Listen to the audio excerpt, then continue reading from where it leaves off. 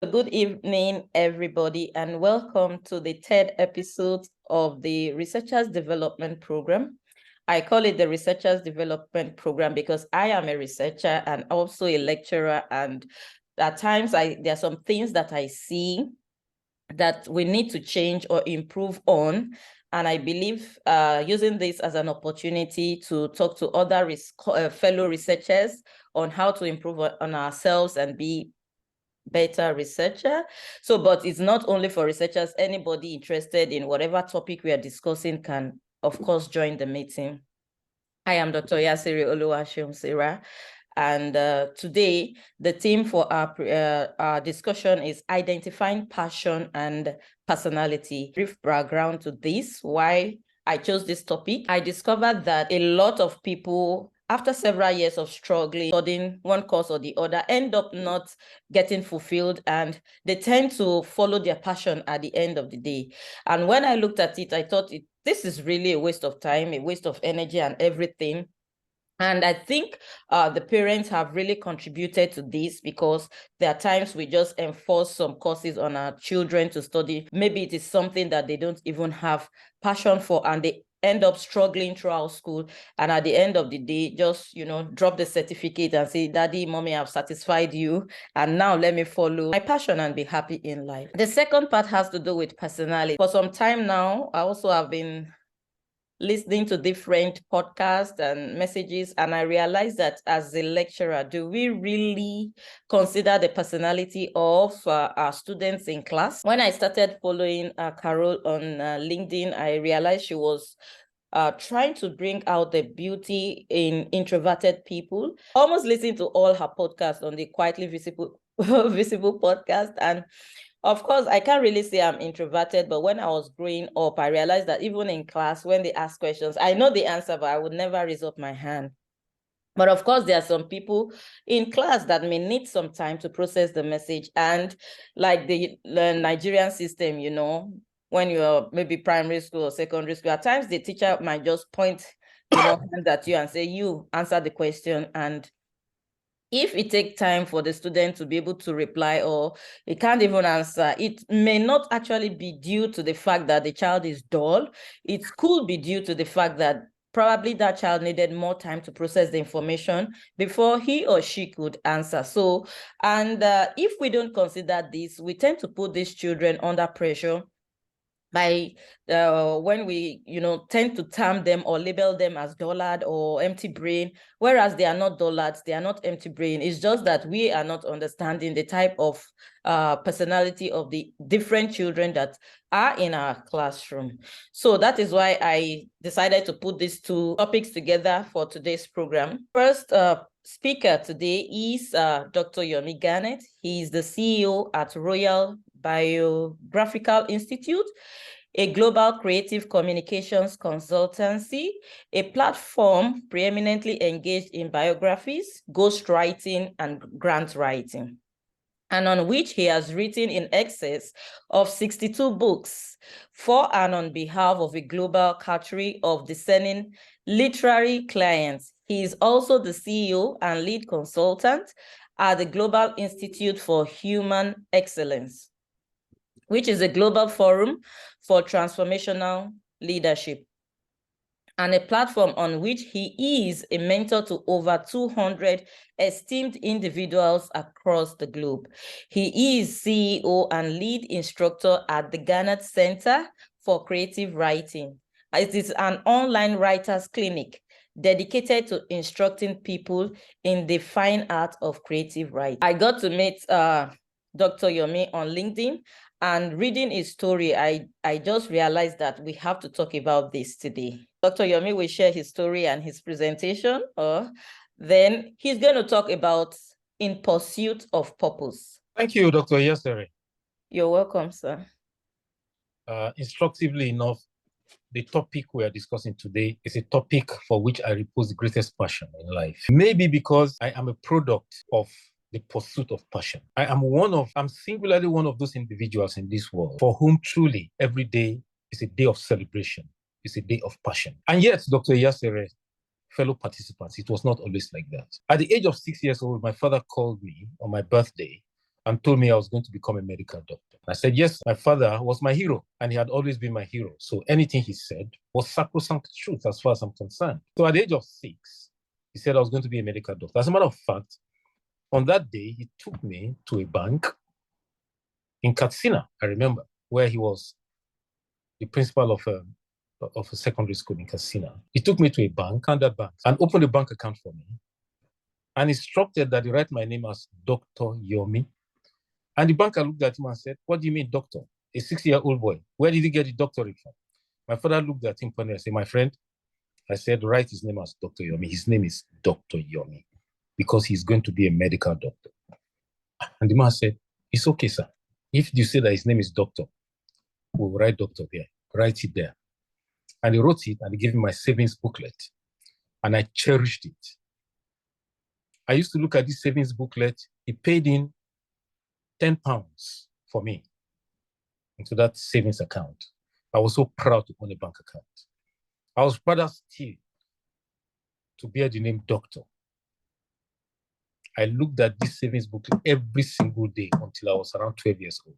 And then I got into secondary school. The funny thing is that this same father who said I was going to be a doctor when I was the age of 9 years old, when he was coming back from England, where he had gone for his master's, he came back with 250 novels that he bought secondhand and instructed me I had to finish reading them by the age of 12.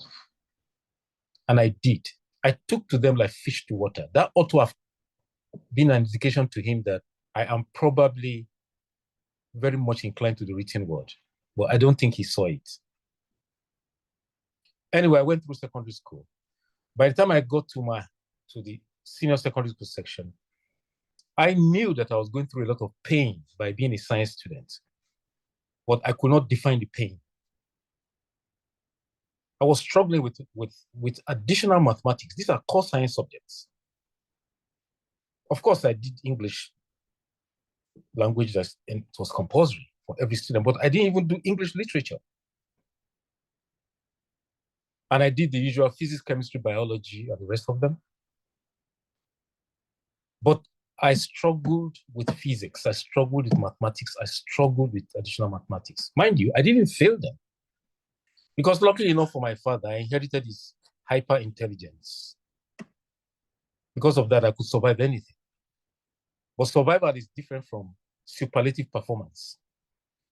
But I did excellently well in the subjects that bordered on the arts, as long as it had to do with reading and writing, like English, biology, maybe chemistry, Bible knowledge, geography.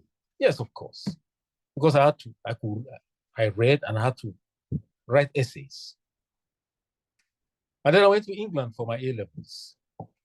And it was when I was in England, I went to a private tutorial establishment. My chemistry teacher, who happened to be a medical doctor and who was moonlighting as a freelance lecturer, actually told me pointedly that I'm not suited for the sciences, that I have a literary brain. He actually told me that anytime he was marking my chemistry essays, he had to remind himself that he was marking chemistry and not English. And he confessed to me that sometimes he gave me a grade higher because of his bias for the way I wrote. And even then, I was a teenager, so I didn't quite understand what he was saying.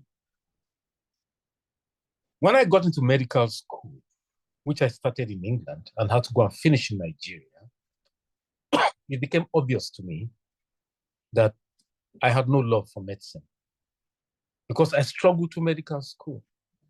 And that baffled my father because my father felt, how can this boy who is so brilliant, I was his golden boy. How can this boy who is so brilliant not be having receipts in medical school? He expected me to be getting distinctions. By the way, my mother had to come and beg me for the sake, she said, I don't want to be a widow. And if you don't do well, this man is going to just have a stroke and die. Widow yet. So please, for my sake, just struggle through this medical school. I have a feeling you don't really like it. And because of her, I did. But then I also came out and practiced medicine. I practiced for 19 years. On the eve of my starting medical practice, for the 20th year, I walked over to my father, who had become the king of my town at that time, told him that I brought him a gift. He said, "What is it?" And I opened the little box I brought. It was my stethoscope. I said, "This gift is for you, sir." And I put it around his royal neck. He said, "What are you doing?" I said, "You're a king. Now I'm making you a king of medicine too. Because I am living medicine. I am now going to do my own. I've done yours for you. Now it's time for me to start my own." I was 45 years old. And then I started the line of my authentic destiny. Today, Dr. Yasere, I am the happiest of all men. I had to force myself to go to bed sometimes to draw myself away from my writing. Late this morning, I didn't go to bed until 3:30 a.m. And it was very, very sad because it meant that my day was dislocated. And I had this important engagement. And like, I have another important family engagement coming up immediately after this. And yes, I ought to have slept as early as 11, but I couldn't. I couldn't because of my passion for my writing. And I was not writing for a client. I was just writing for myself. Something that gave me joy. Let me tell you, Dr. Yasere, dear participants, no subject is more important in life than the subject of purpose. Why? Because we are all looking for success, are we not? Immediately we come out of our mother's womb and we cry. The next thing is success. The first success is give me milk to drink as a baby. After drinking milk, you want to sleep. After sleeping, you wake up again, I want more milk. That's your own success. After that, you start desiring success at different levels. But we are wired for success. And let me tell you, the only thing that can guarantee true success in life is purpose. Each and every one of us was placed on this earth to manifest a precise purpose. Tragically, actually, most of us fail to manifest this purpose because we are so totally fixated on earning a living that we abandon all attempt to living that authentic life, which is truly a life of passion. That passion continues to be the dominant within us, whether we like it or not. And it's the own spark of individual brilliance. That passion is actually every human being's spark of individual brilliance. And the funny thing is, for you to be successful, all you have to do is ignite it. What I'm saying basically is this. The panacea for success is to do what you are created to do, period. Immediately you do that for which you are created to do, whether you like it or not, you will be successful. And I will explain why. You see, like I said, for millennia, prophets, sages have preached that each of us was placed on earth for a precise reason.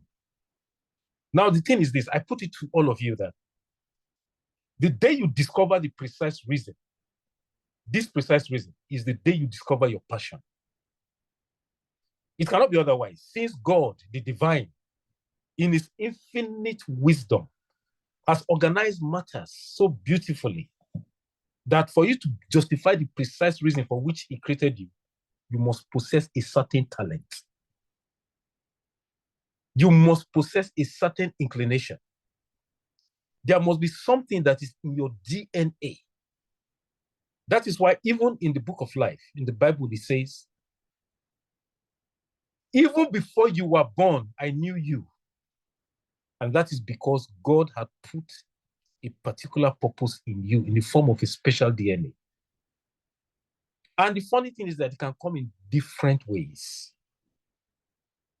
All of a sudden, you see a woman who decides to focus and deploy all her intellect into the study of animals, chickens, cats, dogs. Ordinarily, you begin to wonder, why would a human being just come to this world and decide to study animals? Animals, protecting animals. You begin to wonder whether she even eats chicken for Christmas. I've always wanted to ask her that. I will ask her one day. Now, the thing is this is passion. It can come in different ways. There are two people having a hairdressing salons. I know of a woman in Ikeja. Hausa women fly all the way from Kaduna and Sokoto to come to a hair salon to do their hair and fly back in the evening, back to Kaduna. How do you explain it? And yet, 2 streets away from her is another hairdressing salon. Not even people from Ikeja come to her own. And this other woman, people fly from Kaduna, from Maiduguri, from Sokoto, just to come and have their hair done. We know about the Mama Put women in Obalende. Managing directors of banks, Jesus, insurance companies. At 12 o'clock, they are heading towards her Mama Put. In their Pierre Cardin suits, 100% silk suits, they will take off the suit and start sweating over rice and stew. And then people will be saying that she did juju. Yes, she did juju, but the juju she did is called purpose, suitably laced with passion. That's the juju that she did. Let me tell you, the world's most talented people are those who deploy the greatest passion for what they do. Today, I ask you to come into the wisdom and the knowledge that success is not handed over to anybody on a silver platter. The most successful people in the world are ruled by passion for what they did, for what they do. They use their talents. One day, Alhaji Aliko Dangote was asked, "Tell me, Alhaji," the reporter asked, "what do you think is your main purpose in life?" Well, he didn't even waste time. He said, "I was born to make money." Is there anybody in this world who can deny the fact that Alhaji Aliko Dangote obviously was born to make money? He was born to make money. Anything he touches to gold. He has what is called the Midas touch. You can be as annoyed with him as possible. You can claim that he has government patronage. Government supports him. Go and make your own million so that government will support you. Because it's not just anybody that government supports. Obasanjo waived import waiver for him. Why didn't he waive it for any other person? It's because he was already contributing to the economy. Tony Elumelu, Jim Ovia, Cosmas Maduka, Ndoka Bagbina, Ahmed Bola Tinubu, all of them, these are men that live in purpose. Nowhere was purpose more shown in recent times than politics. For what you may say about Ahmed Bola Tinubu, no matter what you may say, that is a man who is a strategic politician. That's the man who is living in purpose as a politician. I'm not telling you I support him, and I'm not telling you I don't support him. I'm only interested in the purpose in his life to use as an example. Today, he's going to reap the benefit. He will be sworn into office on May 29th as president, period. And there's nothing anybody can do about it. That's the truth. That's the result of living in purpose. Now, you see, the reason why people who are very successful are generally fulfilled in their vocations because they are pursuing their true calling in life. And they also actually enjoy what they are doing. It is this passion that allows them to be different from other people. Let me tell you, nothing worthwhile was ever achieved with that passion. That is what lies in the phenomenon that the world now knows and recognizes in Michael Jackson. See, some people start trying to dance like Michael Jackson. Up to today, nobody has got it right. Nobody. It's called the moonwalk. In secret, I used to try it myself. I never allowed my children to see me doing it, but I used to actually try to do the moonwalk. I practiced and practiced. Nothing. Why? Because it's not my purpose. Michael Jackson was created to dance the moonwalk. And that's the truth. And that's why he was one of the most successful musicians on earth. The same thing goes for Whitney Houston, James Brown, Sylvester Stallone, the actor, Tiger Woods. Tiger Woods found his purpose in golf right from the age of 6. He was fortunate. His father saw the genius in him as a golfer. Pele, who died recently, a footballer. Muhammad Ali, the boxer. Purpose, passion. Diana Ross, Lionel Richie. Beyonce, very close to me there in New York. All she has to do is sing a song, and she has made $1 million. When you live in purpose, you will be successful. Let me go straight. Let me not waste your time. How do you discover your purpose? Because I know that's a question burning in the minds of most of you right now. I won't waste your time. I will ask you just one question. One question. What is that singular activity that gives you the greatest joy when you are engaged in it? Your response must meet 6 criteria. Now, this is a subject that is very close to my heart. And I'm speaking with it with as much passion as I can muster, because I don't joke about it. I repeat, what is that singular activity that gives you the greatest joy when you're engaged in it?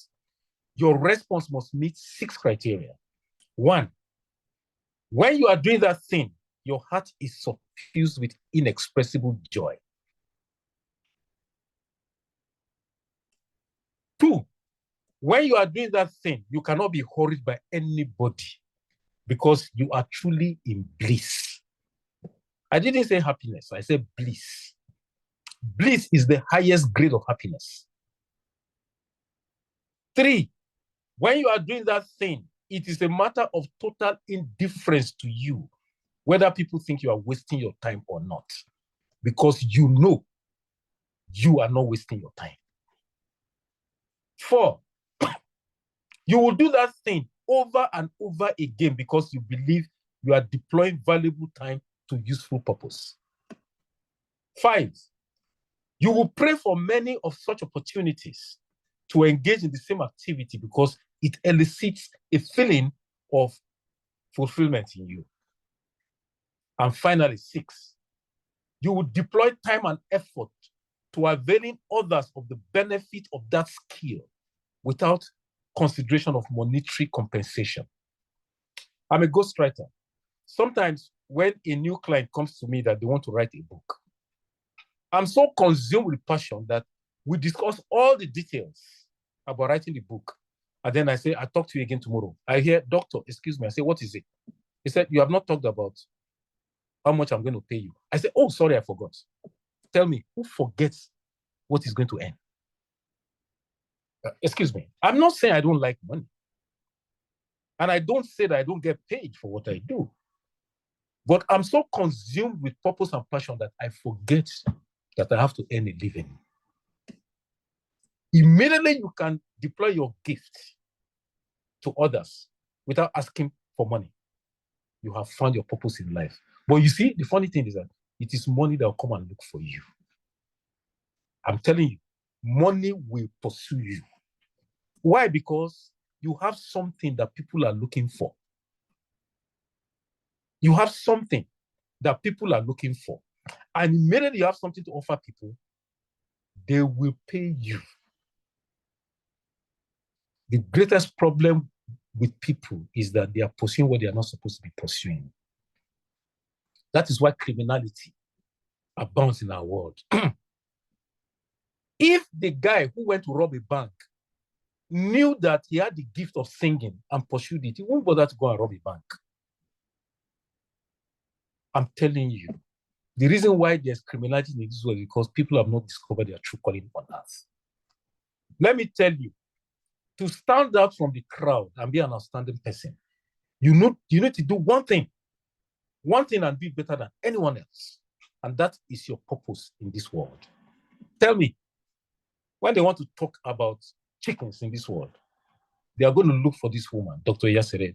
Whether you like it or not, if you want to deliver a paper on chicken, you want to talk about how chickens feel when they wake up in the morning, you have to go to Dr. Yasere, whether you like it or not. And they must pay her. She does research. They pay her. They give her grants. If you don't know about chickens, you can't get the kind of grant she's getting on chickens, period. This is the power of purpose. Can you imagine somebody being successful just because of chicken? No. Me, when I come to this world the next time, I'm going to beg God to give me what I call the chicken purpose. Anyway, it means being so skilled and competent in a particular activity that no one can copy the unique manner in which you do it. That's the beauty of talent. When you are talented in something, nobody can copy the way you do it. There's no confusion about it. Let me explain. It's true. 2 hairdressers can be talented in hairdressing, but each of them does their hairdressing in a particularly unique manner, peculiarly unique manner that the other person cannot copy. That is why Sunny Ade was a great musician. He's a great musician. Chief Ebenezer Obey is a great musician. They are both juju musicians, but they sing in different ways. So when the late Chief S.B. Bakari, most of you are younger than people like us, so you will know Chief S.B. Bakari. Those were the millionaires of those days, or Chief Fajemerokun. Yeah, Chief Fajemerokun wanted to celebrate his 50th birthday. He invited Sunny Ade to be the live musician. When Chief S.B. Bakari wanted to celebrate his own 50th, he invited Ebenezer Obey, but each of them was looking for something in each man's talent. This is the beauty of talent. Now I'm going to give you a statement that I want you to hold to your heart today. The greatest miracle in your life is to discover your true calling on earth. I repeat, the greatest miracle in your life is to discover your true calling on earth. The second greatest miracle in your life is the faithful pursuit of that calling. With it, in due season comes wealth, joy, and fulfillment. The only thing that can guarantee authentic success in your life is the faithful pursuit of your purpose. All else is ineffectual commentary. In fact, the day you discover the true purpose for your existence, take it from me, you have become a millionaire. Everybody wants to become a millionaire. Okay, I'm telling you today, you can become a millionaire. Just make sure you live in purpose, period.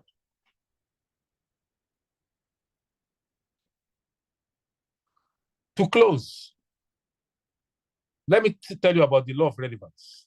You are created to fulfill a unique purpose on earth. You have a unique gift or talent and a unique way of expressing it. In other words, there's something that you are divinely equipped to do better than anyone else in the whole world. What is more interesting, for every unique talent and unique expression of that talent, there are unique human needs. You see, this is the beauty of your purpose. There are people waiting to exploit it. You don't just have purpose. God doesn't just give you purpose just for the fun of it. He has already positioned those who are going to benefit from that purpose. And you know what?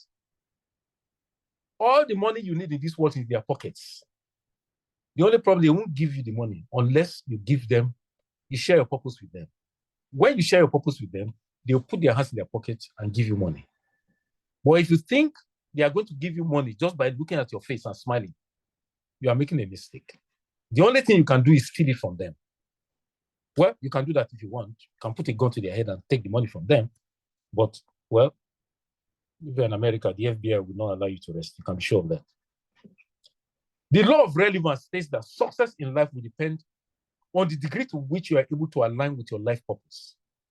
This law explains why the richest neighborhood on earth is the graveyard. Being the eternal museum for all the human hopes and dreams that were never fulfilled. The books that were never written. The songs that were never sung. The movies that were never produced. The fashion styles that were never created. The portraits that were never painted. The inventions that were never done. The cures that were never discovered. The life-transforming sermons that were supposed to be preached on the pulpit by pastors. People who should have been pastors, who their father said, no, pastors don't have money. It's doctors that have money. Go and read medicine. Because of that, people were denied certain life-transforming sermons that ought to have come from such people. Let me just tell you, those who manage to do what they are supposed to do tend to evoke tremendous envy in others, which is useless. Since such people have merely found their own locus of relevance on earth, what are you envying them for when you have your own? It's just that you didn't discover your own, that's all. There's no need to envy anybody. That relevance was given to each and every one of us. 3 things you must do to discover your purpose. Number 1, acknowledge the divinity within you. Acknowledge that God put a purpose in you. Acknowledge what Jesus said. He said, has it not been said in your books that ye are gods? You are a God yourself, because you are a splitting image of the God who created you. First of all, acknowledge that. Number 2, identify and express your own unique talent. Number 3, the expression of that unique talent must meet a specific human need. If you tell yourself that this is my purpose, this is my talent, and that talent does not meet a specific human need, then you are fooling yourself. You have not discovered your talent yet. Continue to look for it. Finally, why are we not living in purpose? The first obstacle is the result of an early programming. Most of us are programmed from childhood that what we would really like to do is either impossible to aspire to or even inappropriate for us. We progress into adulthood with this wrong mindset. Soon, our national passions are submerged and we become separated from our true life calling. And then go to our graves with our music still inside us.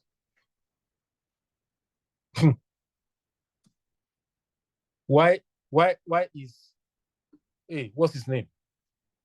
That musician, the one that is the nephew of the governor of Osun State.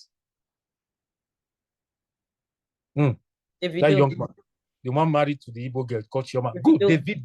Yes. I was in New York last week. I strolled into a bar to have a drink, and his music hit me. And I told the guy at the bar, I said, that guy is my brother. He said, how is he your brother? I said, he's a Nigerian. Can you imagine that? Davido's music is played in cities across America. Tell me, that is purpose. And he's sitting down there, right there in Lagos. Wherever is it Guava Island, or is Banana Island? He's there, cooling down. Meanwhile, they are celebrating in the United States. Purpose. Oh, when you discover purpose, you don't have to struggle again. Now, the second obstacle is the love we have for those close to us. We tend to shy away from hurting those who have the responsibility for guiding us early in life.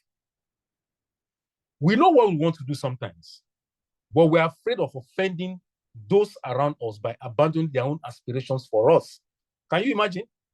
In the end, we sacrifice our cherished dreams on the altar of affection for parents, for guardians. The tragic outcome of this tendency is that we end up leading the lives that such people prescribe for us. Although they actually mean well for us, that's the truth. They don't mean you any harm. In most instances, they merely see you and your achievements as a mere expression of their own failed aspirations. Ultimately, however, if we insist on treading our own unbeaten path, our guardians generally wish us well and lay down their weapons of opposition. What can they do? When you insist that, no, I won't read engineering.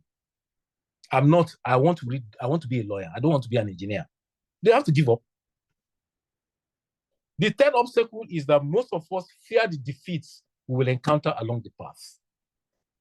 And yet, the truth of the matter is there's no need to be afraid, because the universe operates in a very peculiar manner. Immediately, life is pure magic. Life is pure magic.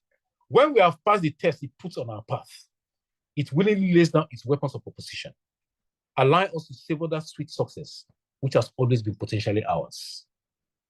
The final obstacle It's a fear of the success that we seek. Deep down, most people don't feel worthy of success. But the truth of the matter is this, that a firm belief in your worthiness to receive that which you have worked so hard for makes you not only an instrument for good in the universe, but also the recipient of the splendid and magnificent embodiment of divine grace. Thank you very much for listening. Oh, thank you so much. Oh my goodness. Oh, I really appreciate you for sharing your story and also sharing insight on this topic. And I just want to ask you questions. There are lots of questions in the chat box, which I will be taking, but I'll just take one of mine and then I quickly scroll through the chats. Yeah. What is the difference between passion, purpose, talent? How are they related?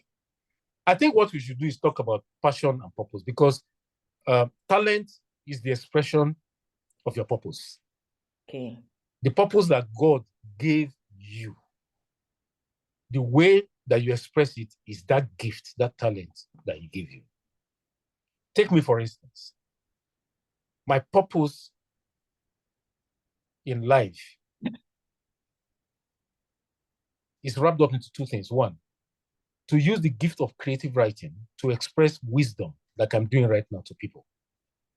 And two, to assist other people to express themselves in article form, in book form. The other day, at around 5 a.m., an unknown number woke me up. A desperate man who that day was his wife's birthday wanted to write a love letter to his wife because he says his wife is the most wonderful wife in the world. And he had been struggling with the words. But remember that somebody gave him my number 2 months ago, and he got the number and called me and said he needs me to write that letter between that 5 and 6, because at 6, his wife wakes up to pray.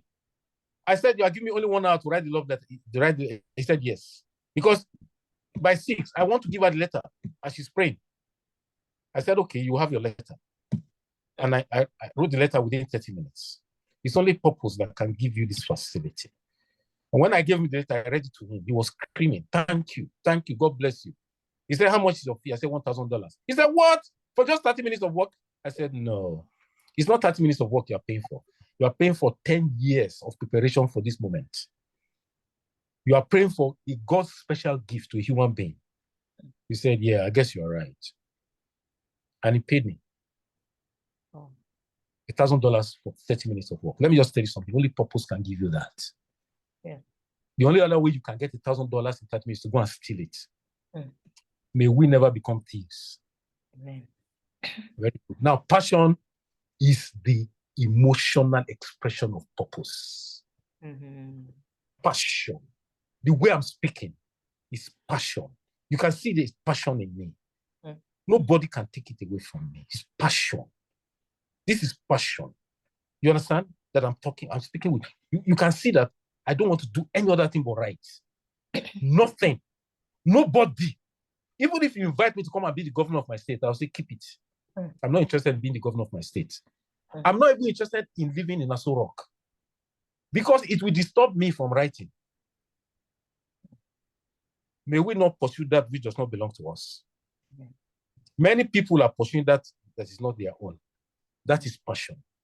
When you are so passionate, when you are so involved in what you are created to do, that you refuse to be the governor of your state if they offer it to you on a golden platter, you have passion. Thank you. Thank you so much. There is a question here from Samuel Duro Sharon. He said, how can we convince parents of nowadays not to impose any course or discipline on their children? What is the best approach, The truth of the matter is that you must honor your parents. It's a biblical prescription. You must obey and honor them. But the truth also is that let me tell you, what happens actually, unfortunately, is that we don't even really realize what they are doing most of the time. We don't. But some children do. Some children do. When I was invited to my daughter's school, when she was going to transition from junior to secondary. The principal telling me she's brilliant, both in science and arts. I said, call her from her classroom. They called. I said, what do you want to do? She said, my friends, all of them want to read medicine. I said, well, your father read medicine. He's not practicing any longer anyway. So there's no big deal. In any case, Mrs. Obieze Kwesili is not a doctor. Dr. What's the woman that name in Geneva? That brilliant woman. Director General of the World Trade Organization. Okonjo-Iweala. I said, Mrs. Okonjo-Iweala is not a doctor. She's a superstar woman anywhere she goes to in the world. I can tell you countless women who are not doctors and they are living fulfilling lives. What do you want to do? She said, all I want to do is draw. I want to paint people. I told the principal, I said, she has told you what she wants to do. Have a nice day. I left. Today, my daughter paints portraits for 250,000 naira, 500,000 naira. She's living in purpose. She will have been drawing today, if not for the fact that she's planning to name her son. Yeah. So, there you are. Thank you. There's another question here from the same person, Samuel Durosh. What are the practical ways of merging passion with potential? There's no such thing as potential and passion. They don't separate. Okay. That's the mistake that we make. Your potential is your passion. Your passion is potential. Don't let us beat around the bush. Look, forget about all this word of potential. Just face one word, purpose. God, what is my purpose? Period. Don't ask the question, what's my potential? I don't even think God recognizes the word. It's a man-made word. Just ask God, what is my purpose in life? What do you want me to do? What do you want me to do, God, to contribute to humanity so that humanity will contribute to me? That's the question. Ask God. Everybody has it. Ask God. It can be so weird that even you will be surprised.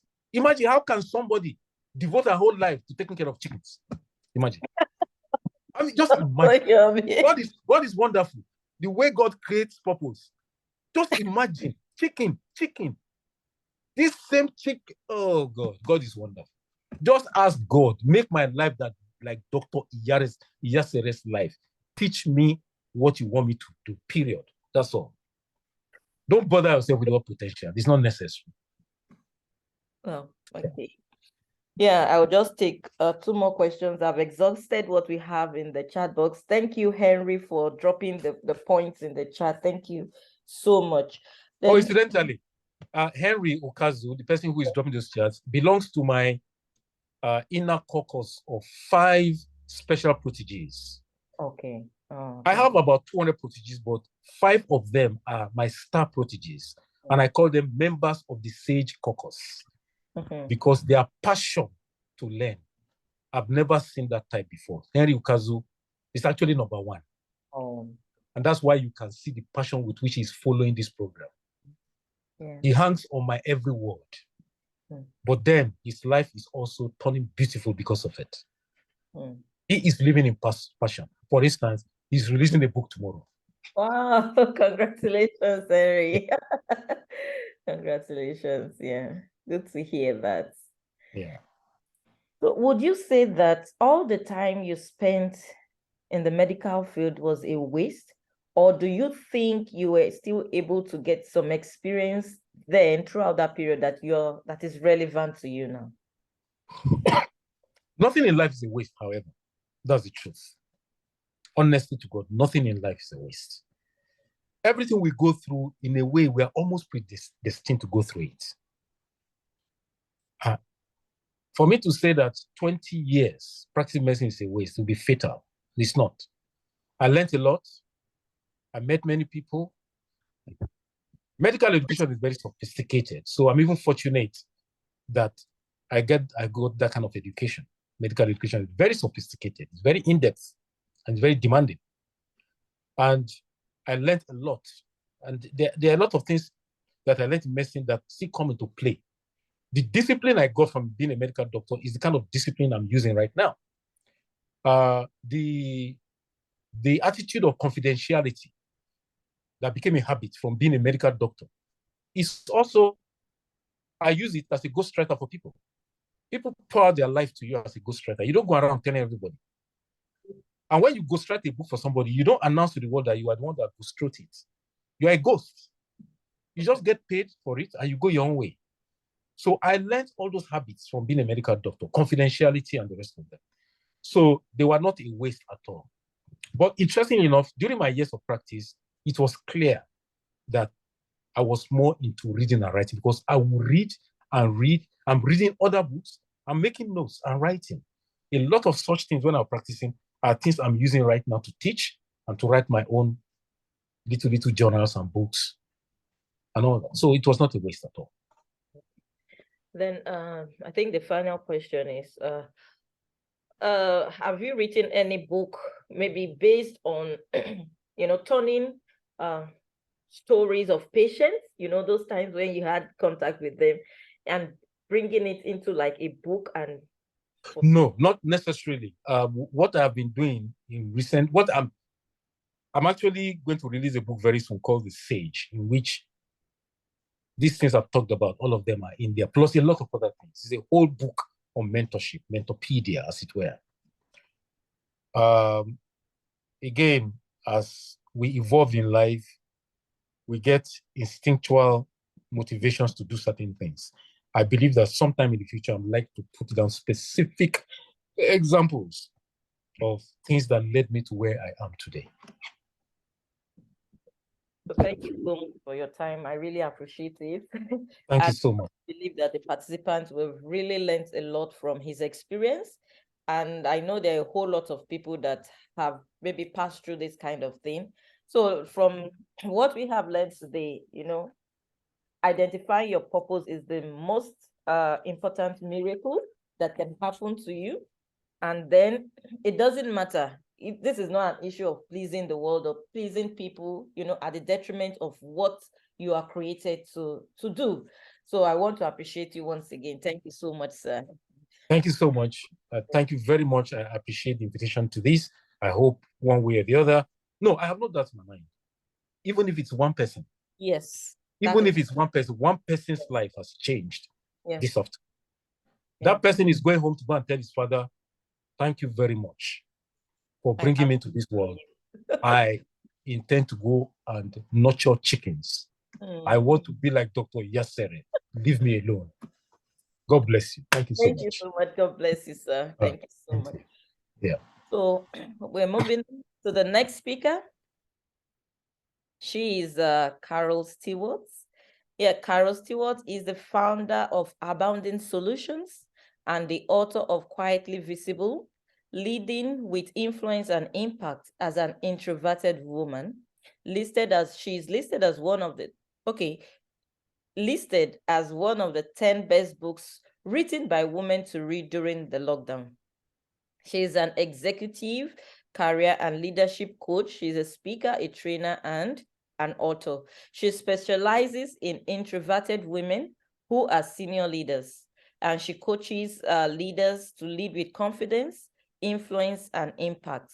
She also provides workshops and talks on a variety of topics to organizations and at conferences.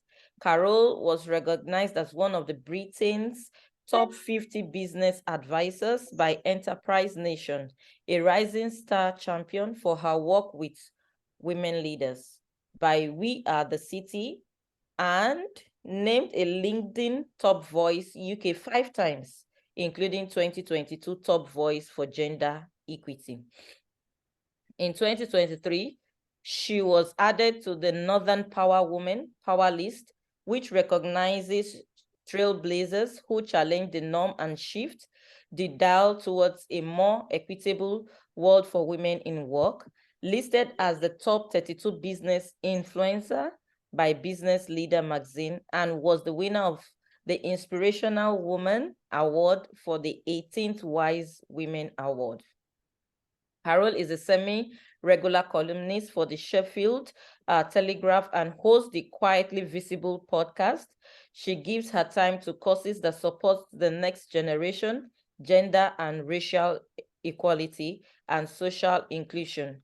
She is a co-founder of the Black Northern Women, International Women's Day Conference, which sees women from 22 cities congregate in Sheffield for a day of learning, empowerment, and transformation. So today, Carol will be speaking to us on unleashing your introverted superpower. Wow, that is great to have you. Thank you for having me, and thank you for that introduction. And hello, everybody. I'm really looking forward to sharing with you today. And I have some slides. I'm going to share my slides. Let me pass it on. So welcome to Unleashing Your Introverted Superpower. And what I'm going to share follows on quite nicely from what Yomi has talked about in terms of pursuing your purpose and your passion. Because oftentimes what prevents people from pursuing their purpose and their passion is that they're not being their true selves. And this is particularly so for people who are introverted. So if you are introverted, then you will hopefully take away some great nuggets from this. If you are someone who is not introverted, if you're extroverted or you're an ambivert, hopefully it will help you to better understand your introverted colleagues, family members, as well as yourself as well.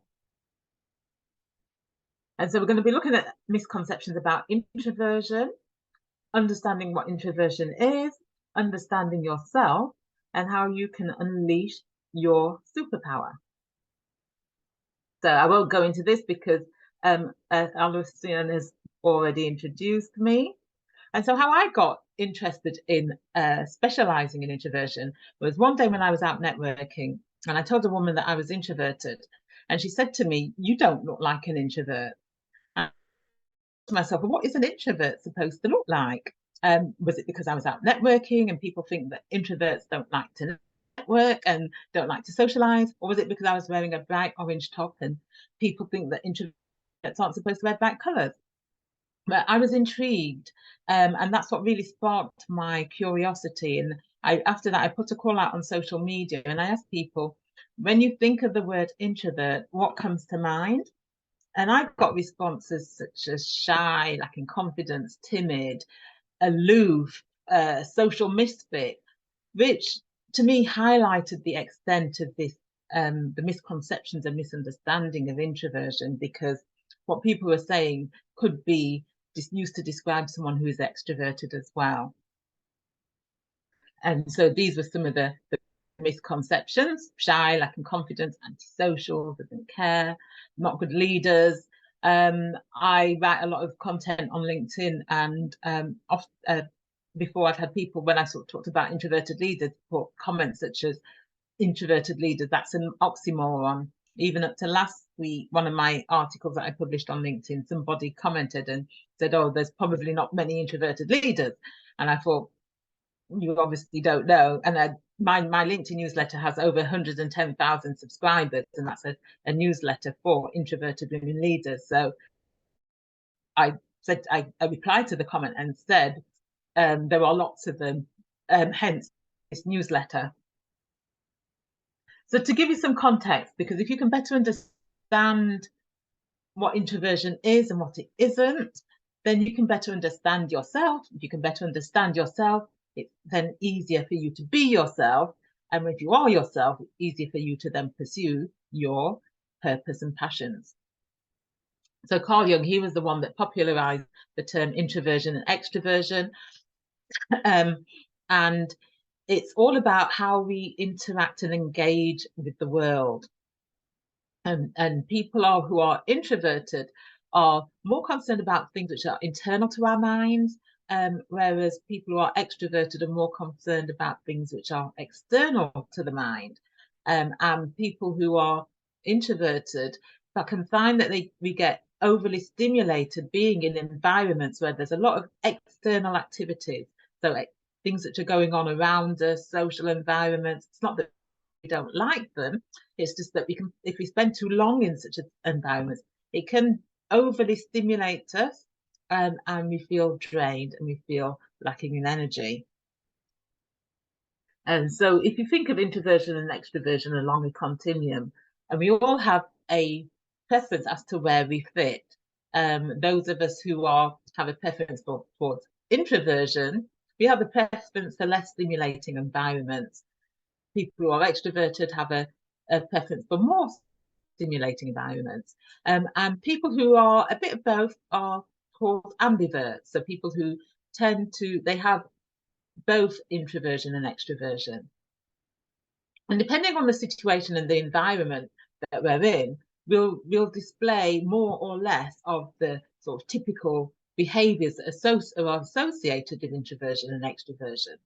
So it might be the case that you're somebody who's very sociable. You like socializing, but then certain environments you may find that if it's a large group and you're introverted, that you're maybe you display more introverted behaviors because it's a lot going on around you and it's overstimulating. Or you might find that in a small group of people that you are the life and soul of the party, but in a larger group you might not be. So depending on the environment and the situation will determine where you fit along that continuum in terms of your behaviors. But it's all about wanting to how we are energized. People who are extroverted are energized by having lots of people around them or having activities going on around them, whereas people who are introverted are more energized by being on their own or in a smaller group and going inwards and recharging. That's where we draw our energy. People who are extroverted draw their energy from the external environment. And so can any of you, if you think about situations where your energy is depleted or where you're feeling more energized, if you stop and think about those situations, can you identify with what I'm saying? And just type yes or no in the chat. And the reality is that people who are introverted have a preference for thinking, reflecting. We process information and then we speak, whereas people who are extroverted, they will tend to speak and be processing that information whilst they're speaking. And you may find in meetings that if you are introverted, you find it uncomfortable being put on the spot because you are not given that time to think and process the information before you speak. I often have introverted clients who get told that you need to speak up more in meetings. Back in the day when I was a leader in an organization, I was told that as well. You should speak more in meetings. But I thought to myself, well, if I've got something of value to add, I will speak up. And so if you find yourself in that situation, it can become uncomfortable if you're being put on the spot and you're not given that time to think, process the information and then speak. And if people who are introverted, we're known for being good listeners, and we have a preference for deep conversations over making small talk. So if you're someone who's introverted, you may find that if you are at social events or networking, you don't like making that small talk. You don't like working the room and speaking to lots of different people. You might find that you prefer to have more deep and meaningful conversations, whereas someone who's extroverted will enjoy being at a networking event and enjoy going around speaking to lots of different people.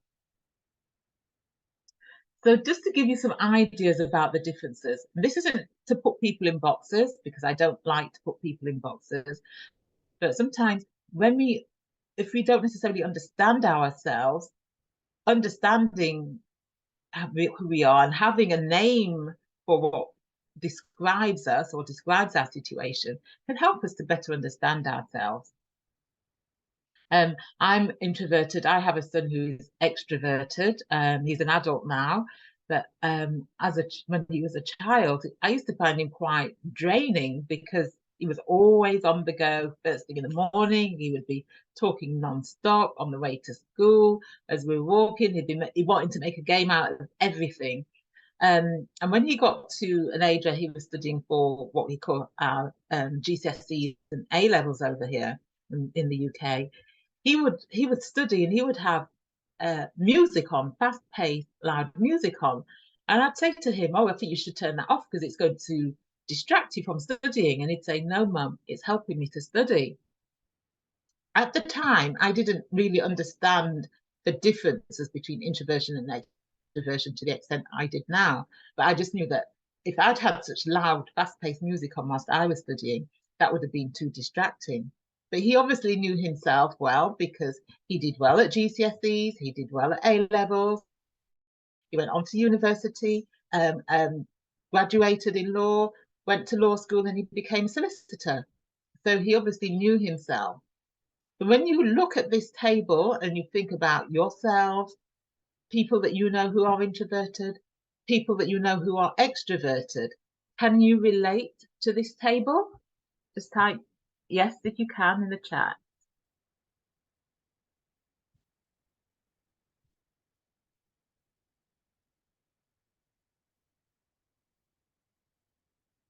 And the thing is, the trouble is with people who are introverted, because there is an unfavorable bias towards extroversion.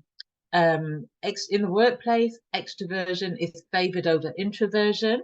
And it can be easy for you to compare yourselves to somebody else and wish that you were more like that.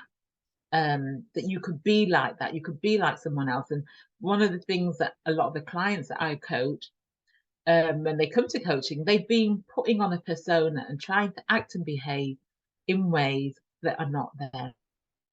And then the trouble with that is it puts a lot of pressure on them, it's stressful, it affects their self-confidence, they experience imposter syndrome. And while there may be some short-term benefits to them acting extroverted, putting on an extroverted persona, research shows that those benefits are only last for a very, very short period of time, something like 15 minutes. And then beyond that, it is then putting pressure on yourself.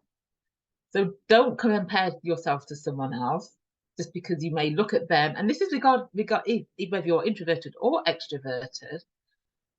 Don't compare yourself to someone else and put yourself down in the process. You are each individually unique, and you have your own strengths, your own gifts, and your own talents. And as Yomi was saying before, it's about finding your purpose.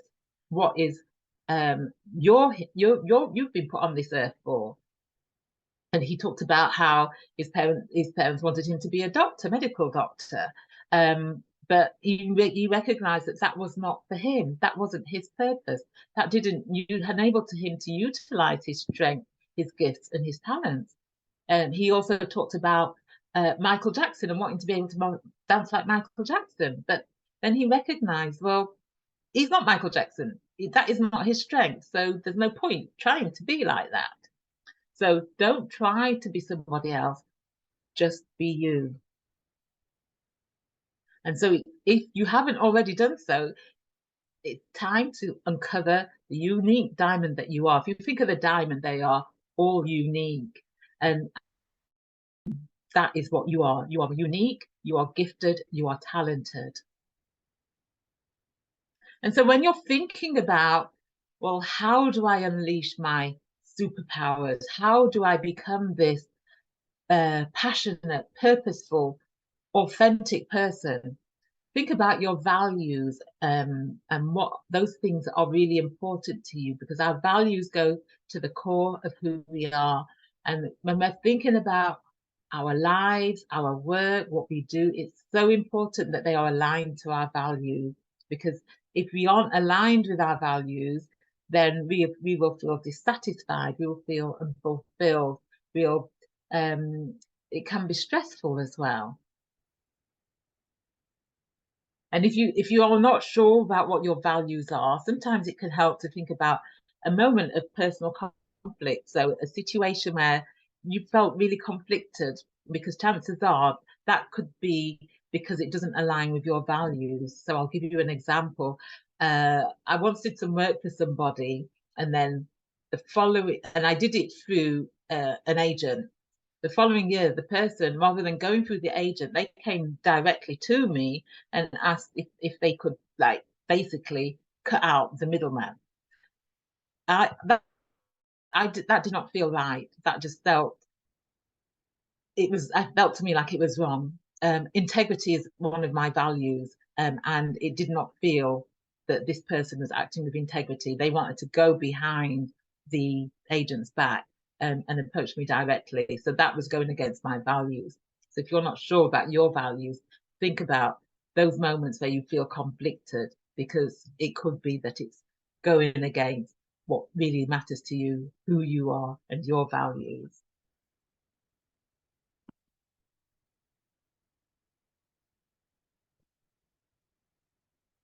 So just to help you to think about your values, I've put some words on the screen, and I just want you to just spend a moment just thinking about, well, what are those things that go to the heart of who you are? And these are just some words that may describe values. Are you somebody for whom your faith is important? Is that a core value of yours? Are you somebody who is who likes to have fun, and fun is a core value of yours? Is family a core value of yours? Is sort of financial freedom or freedom a core value of yours? So think about those things that really matter to you. And so then when you're thinking about what it is that you're doing, make sure that they're aligned to your values. And so an example of aligning, say, your work to your values, you may say have a desire to be a millionaire. That in itself may not necessarily be, that's quite that's quite materialistic, just saying you want to be a millionaire, and you may sort of work towards that, but lose motivation, because if you're not aligning that with your values and what's important to you. So sometimes it's worth about, well, thinking, well, if I am a millionaire, what will that mean to me? What will that bring me? It may be that it then gives you freedom to do the things that you want to do. It may mean that it gives you the financial security to support your family, which is a core value of yours. It may mean that if you get to that position, then you can have a greater influence in the world. So think about what goes to the heart of you and who you are. And then think about what your strengths are, because people who utilize their strengths are more successful, they're more confident, they're more motivated, they're more empowered, and people are more attracted to them, because, and I don't just mean when I say attracted, people find them more attractive because they are being themselves. So think about what your strengths are. What are your strengths? What are those things that you are good at, that come naturally to you, that you enjoy? And when you're utilizing them, you just feel like, when I call it, that fire in your belly. So think about your strengths and your attributes. What are your core strengths or your top skills? And what are your personal attributes? And what is it that makes you unique?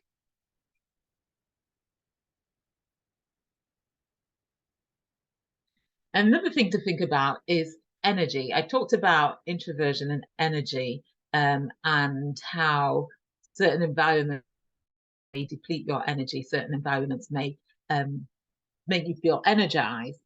And we're more at optimal when we are at, we're high in energy and we're being positive. And because we're more invigorated, we're more confident, we're challenged, we're joyful, we're connected.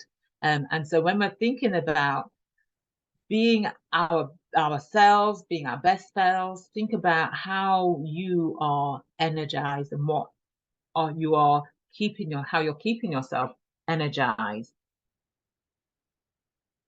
And if you think about your energy as being made up of 4 different energies: your mental energy, your physical energy, your emotional energy, and your spiritual energy.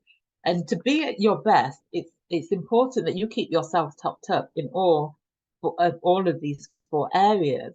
So if you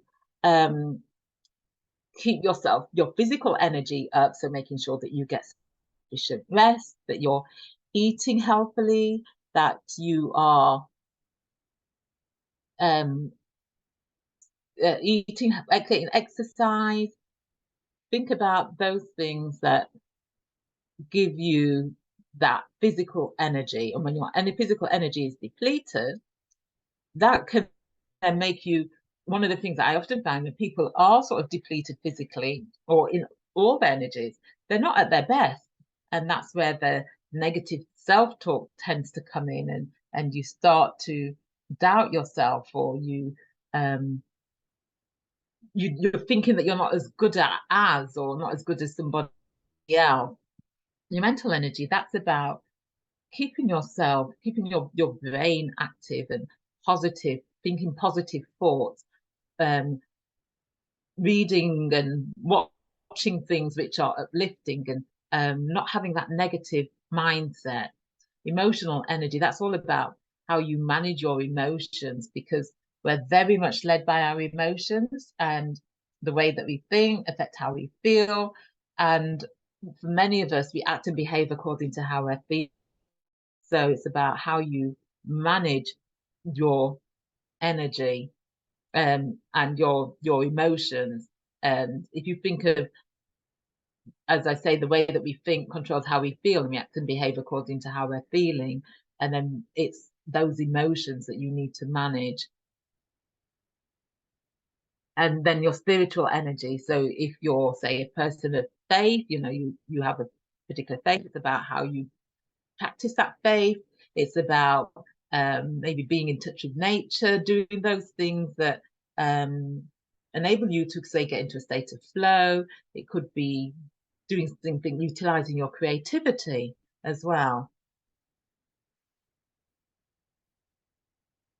And one of the things which is key is about developing your self-awareness, because your self-awareness helps you to understand who you are and why you act and respond the way that you do. And you can develop your self-awareness through self-reflection. Just journaling is a great way to self-reflect. So just thinking about how and why you act and behave the way that you do, why you respond to certain situations, why other people respond to you the way that they do as well. And it's also good to get feedback from other people, because that helps you to understand how other people perceive you and why they respond to you the way that they do. And oftentimes we get so caught up in the busyness of life that we don't necessarily stop to think about what we're thinking about, and think about our actions, think about our behavior, think about our thoughts. And making that regular time for self-reflection is so important. And I always say that, if you're going to be a leader in your field, in your career, your business, in your life, self-awareness is key, because that really opens up the door to so many other things. And having that self-awareness can enable you to really understand, know who you are, and what are the things that enable you to step in to your purpose and your passion. And another thing to think about is once you sort of know and understand who you are, is how you're getting that across, and how are you portraying that. And I call that your personal brand. And Jeff Bezos, who was the founder of Amazon, he's well known for this quote: "Your brand is what people say about you when you are not in the room." So what is it that people say about you when you are not in the room? Does what people say about you align with who you are? Or do people say things about you when you're not in the room which do not match up with who you want to be at all? And what do people say about you when you are not in the room? And your personal brand, that comprises your skills, your strengths, your talent, your reputation, your values and what you stand for, what makes you unique, and also the image that you portray. Now, in order, I want you to think if you were a car, what would you be and why?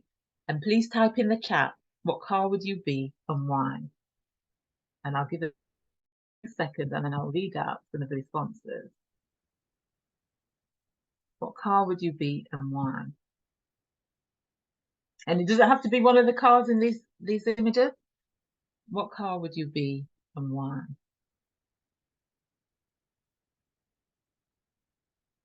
And I'll wait for some of the responses to come through.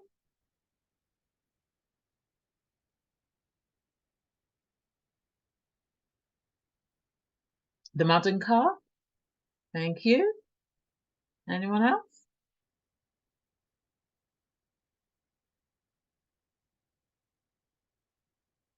I know sometimes there can be a delay. The vintage car. Thank you. And both of you, please share why you would be those cars.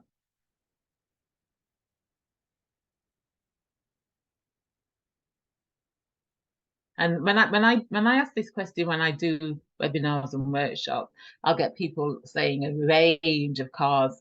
Someone said a Mercedes, and why would you be that car? I'll get people saying, oh, they'll be like a Land Rover because, you know, they're strong, they're sturdy. I'll get people saying that they're a Volvo, they're reliable, they're strong. Some people will say they'll be like a Mini because they can nip in and out. Some people have said they'll be like the vintage car because they're reliable, they've got a strong reputation of quality, even though they may not look like the Mercedes or the smart car. The thing is, and I like what the vintage stays relevant irrespective of its age. It has a uniqueness to it. Modern car because I want to give value to whoever drives me. Wish to the Benz because it's more modern and a lot of people relate to it with it.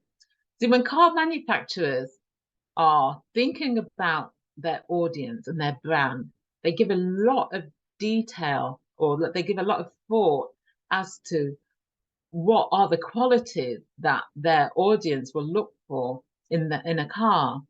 And so each of you that has said which car you want to be and you thought about it and you thought about why you want to be that car. So the manufacturers would have given a lot of thought and attention to who they want to buy their car and what makes their car sell, what makes it attractive to them. And the thing is, I use this as an analogy for you to think about your brand and what it is that you are about. What are the messages that you want to convey about who you are and how you are living your brand? Because all of that will help you to unleash those superpowers if you're aligned to your brand, your personal brand, who you are, what you stand for. That will enable you to help you unleash your superpower.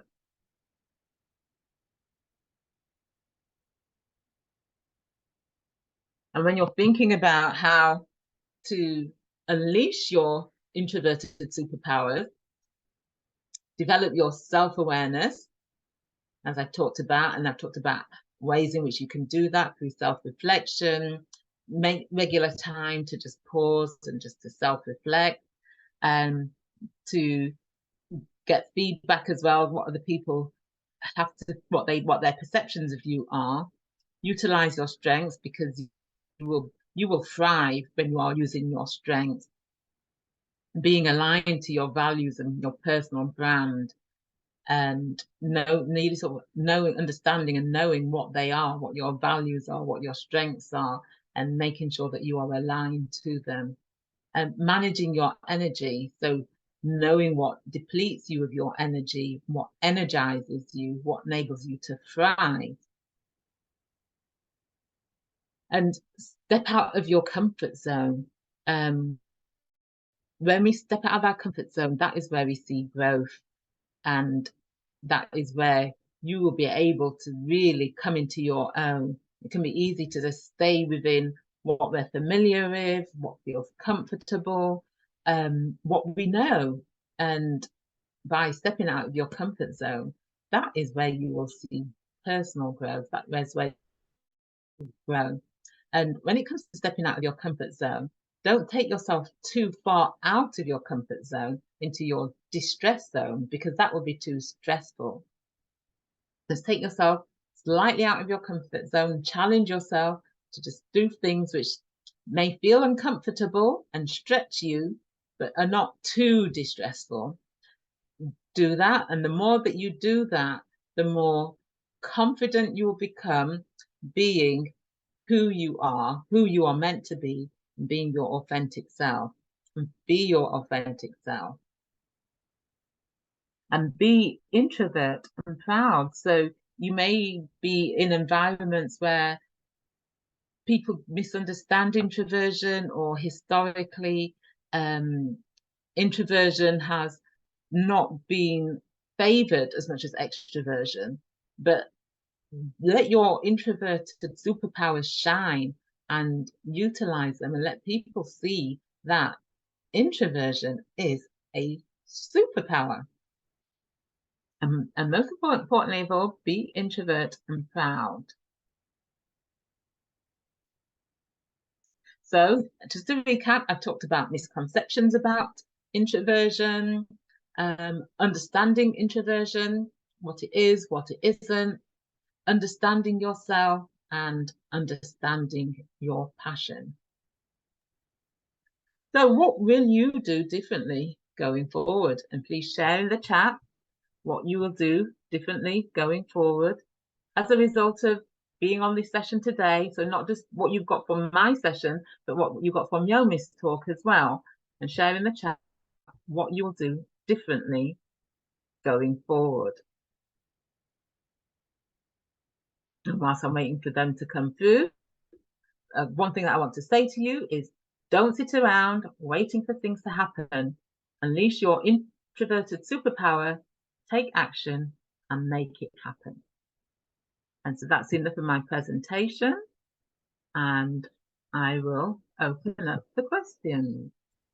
Well, thank you so much for that amazing presentation. I want to ask you this question. At what age did you realize that you were introverted? I probably knew, but I didn't really know and understand. And it was as an adult.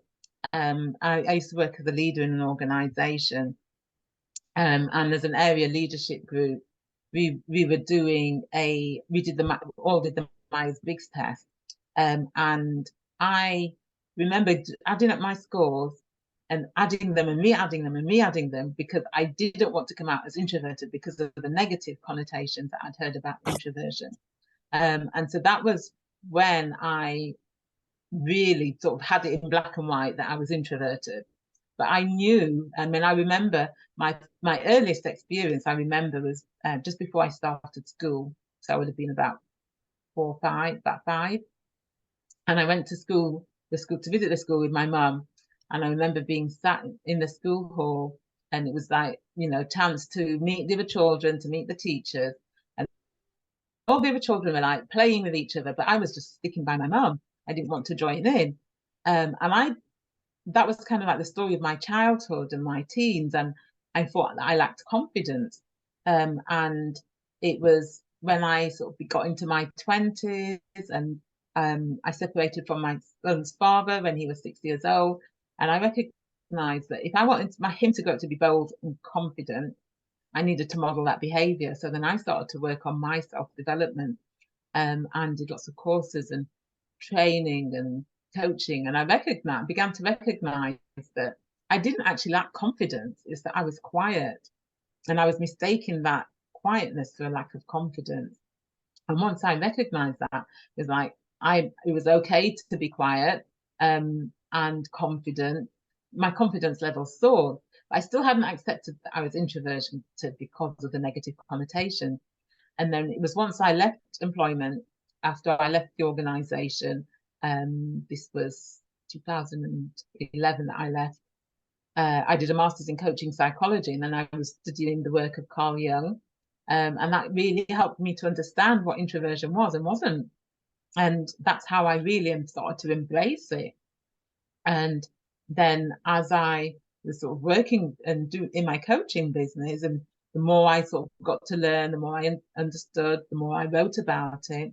And that was what sort of led me to specializing in introversion, because a couple of years into sort of running my business, and I was reflecting on the clients that I'd worked with, and a lot of them had been introverted.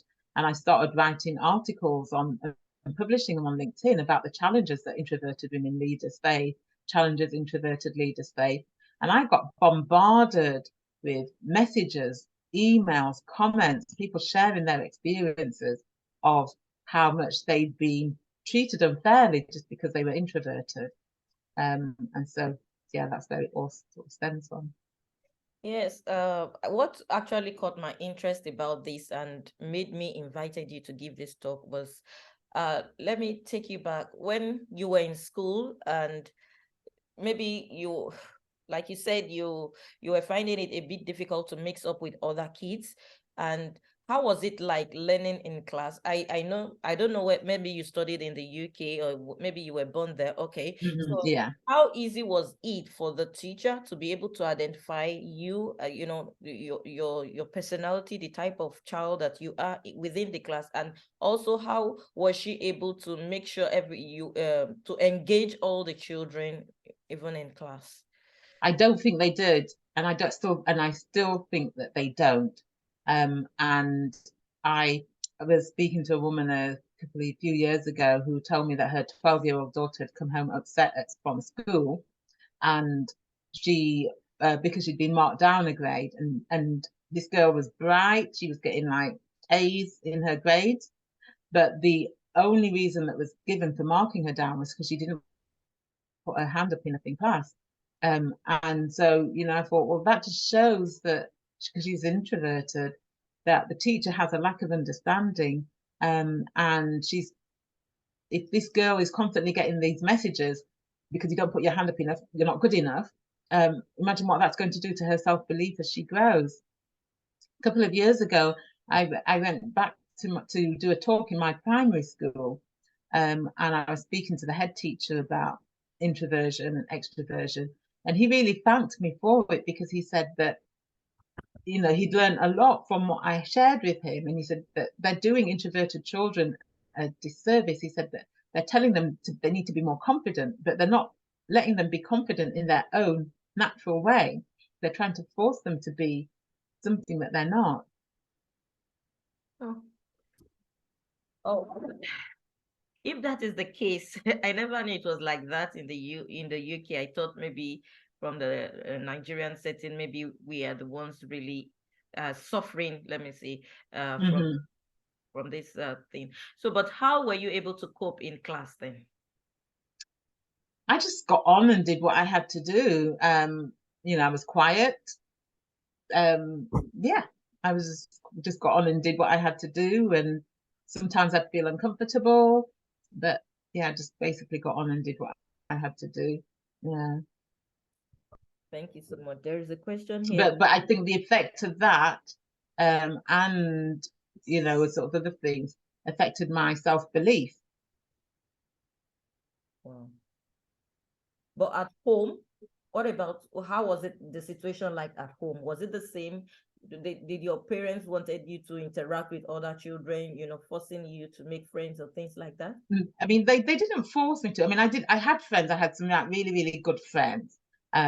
And my parents, they're quite introverted as well. Most of my siblings are as well. Well, all of my siblings are as well. So we're quite an introverted family anyway. So I didn't really get any pressure on that front. And I've always sort of had close friendships.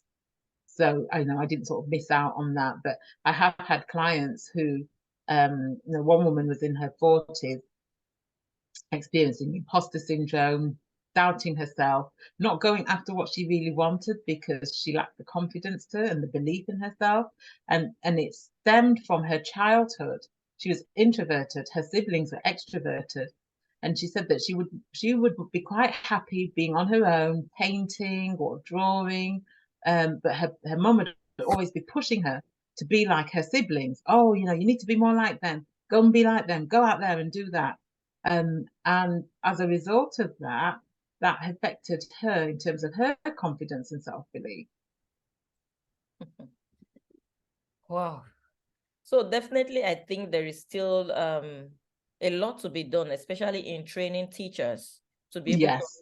to identify and understand what it is like. And this will help, all the children to be more comfortable in class. If a teacher understands that child very well, then That's right. Yes, and create an environment where the child can feel that, that yes, they are as good as everybody else. They may not put their hand up all the time, but is there a need for them to be putting their hand up all the time?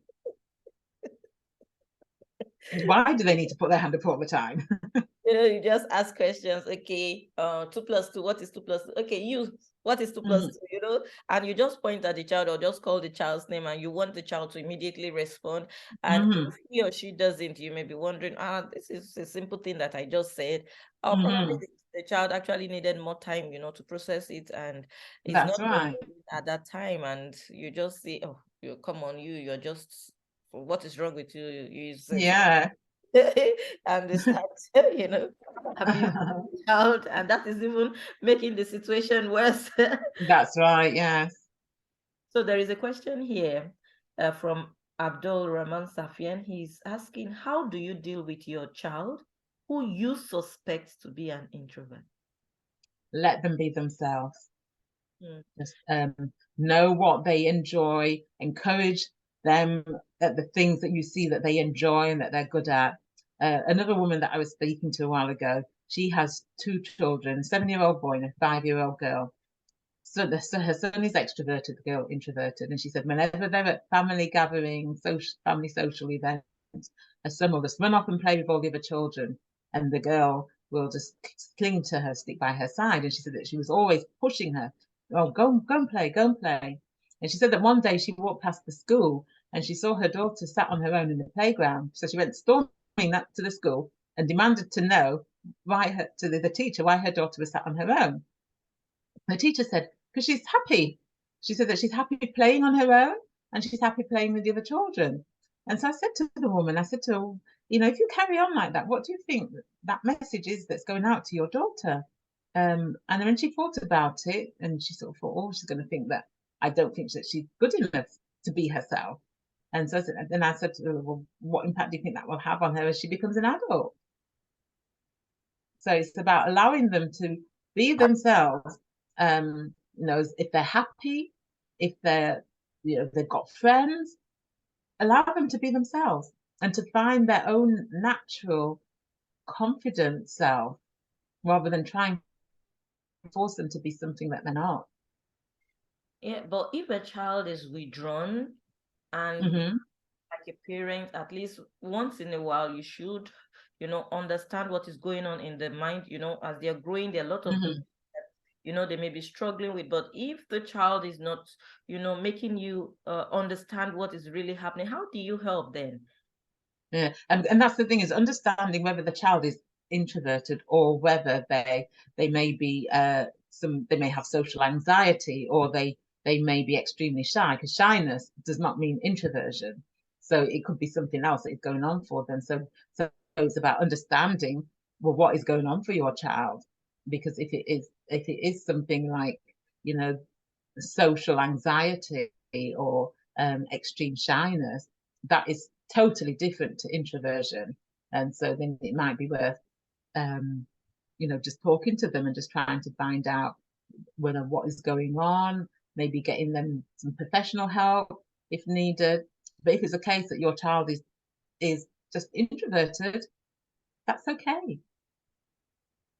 Yeah, but just introverted, if your child is introverted, that is okay.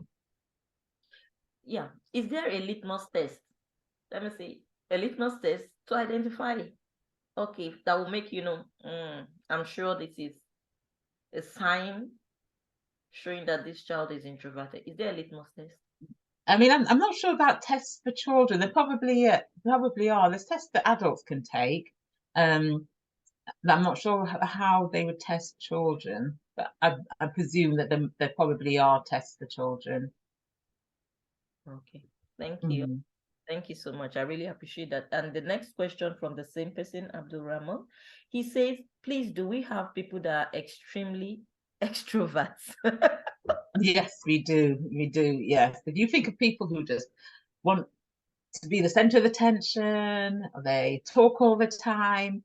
Yep, yep, yep, yep, yep. They're like social butterflies, everywhere they go, they speak to everybody.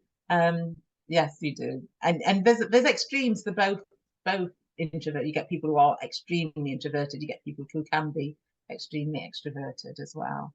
Yeah. Yeah. So a few more questions.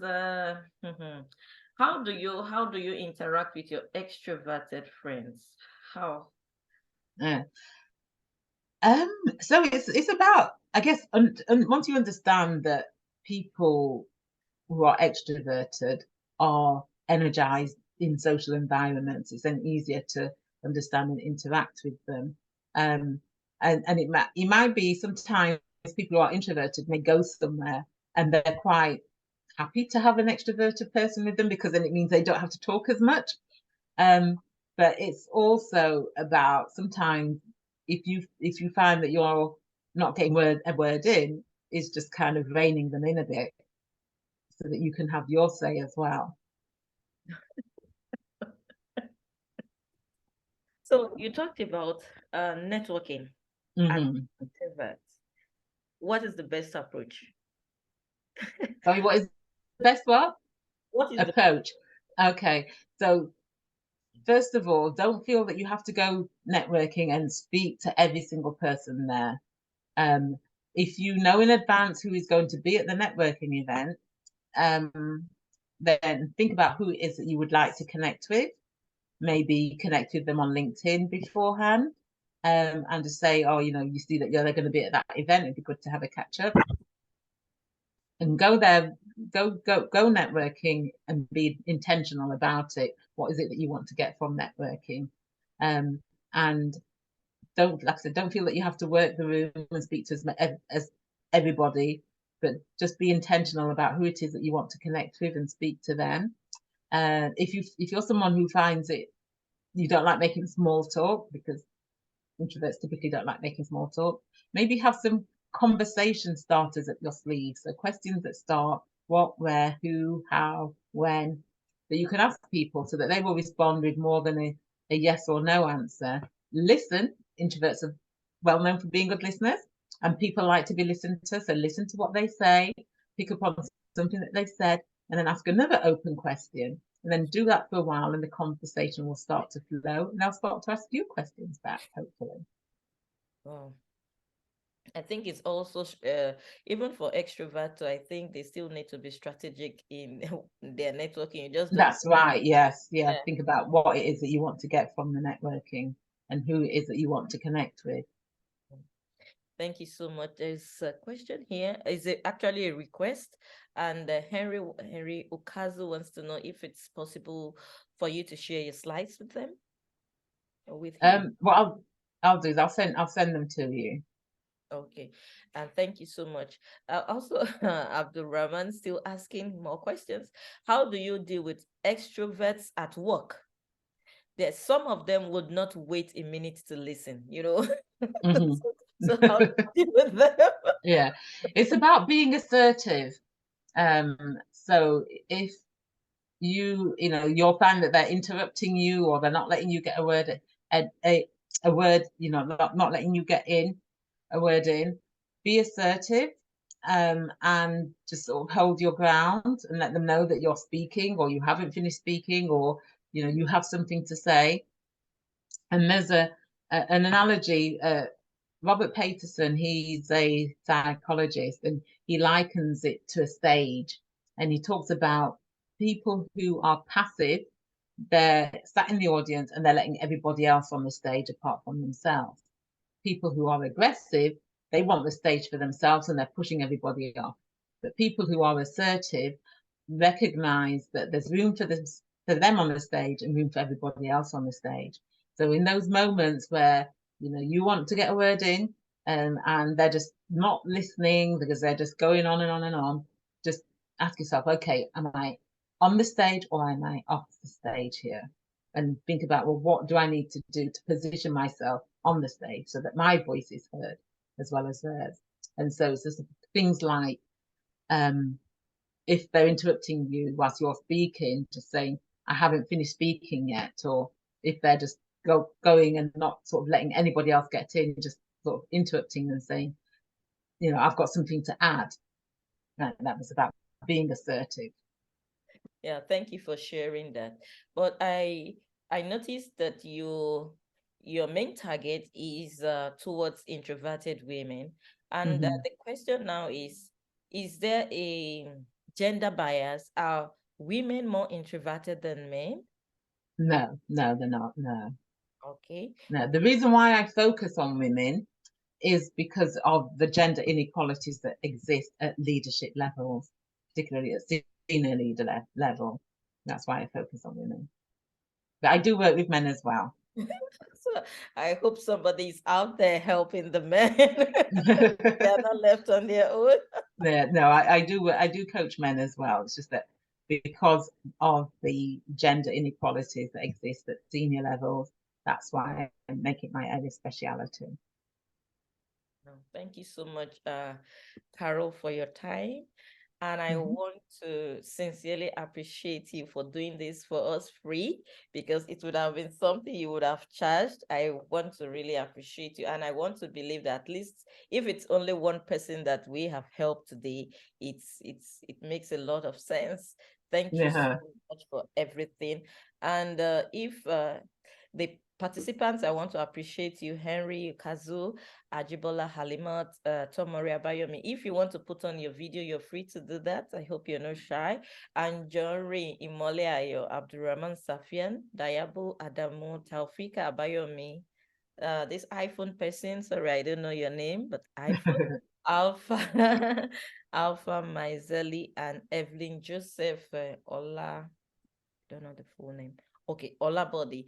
So if you have any other comments which I have not captured, in the questions, please feel free to indicate by using the reaction button, and then I will unmute you and to give your comments before we wrap up the meeting. We have really gone past the time, but maybe in the next 1 minute, if you have further questions for our presenter. I have here from Ajibola. Thank you so much. This is indeed insightful. Thank you. And if there is any other comment for the participants in the next 1 minute before we wrap up today's event. So I want to appreciate you for your time once again, and thank you for honoring this invitation. And okay, Abdurrahman here. I have personally enjoyed and learned a lot. Thank you to our presenter and the host. Thank you. Thank you so much. You're welcome. So if we don't have any more comments coming in, and it looks like everybody, they don't want to show their faces. I understand. So I say, okay, Abdurrahman, yeah. Hello. Hello, please. Okay, let me ask him to unmute. Unmute, please, Abdurrahman. Okay. I thought I wanted just to show my face, not to have asked the questions I have. Hello, Abdul. And then you for this education. It's really interesting. I'm a teacher myself, and I encounter people a lot every day over there, and I realize that this is very important to me, and I think I'm going to implement quite a lot, especially dealing with the extroverts. Yeah. Guy at work who is like a parrot. I asked. Yeah. And I think that your response is going to help me deal with that. Yeah. Sometimes I'm not sure whether when you say keep quiet, I'm still talking, or I haven't finished talking, the person will get angry or will react in a way that's saying you want to demean me more.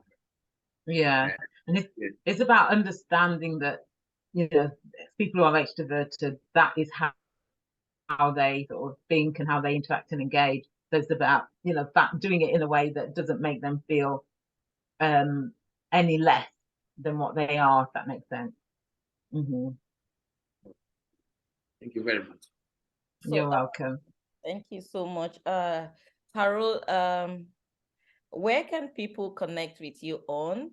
And Okay. On LinkedIn, I'm on LinkedIn, Carol Stewart. Do find me on LinkedIn. And as you mentioned, my podcast, my podcast is called Quietly Visible. My website is aboundingsolutions.com. Yeah, I think for the podcasting, it looks like I need to get an award because I've almost listened to everything that you have on your podcast. Thank you so much. So she has the Quietly Visible podcast. So if you want to follow up more, apart from today's presentation, you can just get that. Is it? I listen to it mostly on Spotify, so you can listen to the Quietly Visible podcast. Yes, on all main podcasting channels. Okay. And then there's also my book, Quietly Visible, as well. So with this, I say a big thank you once again to Carol. Thank you for your time. Best, I wish you success in your dissertation. Thank you. Thank you. And thank you, everybody, for your time. Thank you for participating and thank you for engaging in this event. And if you have any other thing that you think we can discuss or you want me to look for speakers to talk about, you can also find me on LinkedIn. I'm so active on LinkedIn. You can just drop the message there. Okay, next, maybe for our development program, we need to talk about this issue. Please get in touch with me. I'll be happy to look for speakers, to talk about it. So with that, I say a very big thank you and bye-bye. Thank you, everybody, for coming, and bye.